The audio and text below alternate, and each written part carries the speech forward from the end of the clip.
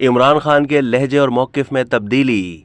इमरान खान के लब और लहजे में नजर आने वाली बाज़ तब्दीलियों के हवाले से इस बात का अंदाज़ा लगाना कबल अज़ वक्त होगा कि उन्हें हक़ाइक़ का इदराक हो गया है या फिर मसलहत की हिकमत अमली है।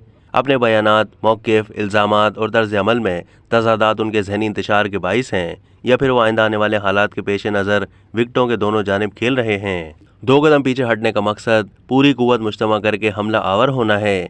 एक तरफ तो सानिया 9 मई के हक़ाइक़ और किरदार हैं, फिर फ़ौज के मुताबिक सिपह सालार और मौजूदा आर्मी चीफ के बारे में उनके उन हामियों का प्रोपेगेंडा जो हमा वक्त सोशल मीडिया पर इस काम में मसरूफ़ रहते हैं।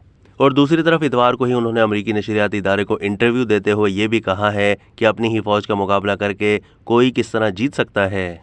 इस सूरत हाल में आप जीत भी जाएं तो मुल्क हार जाता है। अगर फ़ौज का इदारा ISPR इमरान खान को ये वार्निंग देता है कि चेयरमैन PTI बगैर सबूत हाजिर सर्विस फ़ौजी अफसर पर इल्ज़ाम आयद करेंगे तो उनके खिलाफ कानूनी कार्रवाई का हक़ महफूज रखते हैं, तो इसका भी यकीनन ठोस पस मंज़र है। अब तक के लिए इतना ही। मज़ीद मालूमात के लिए डेली जंग के YouTube चैनल को सब्सक्राइब कीजिए।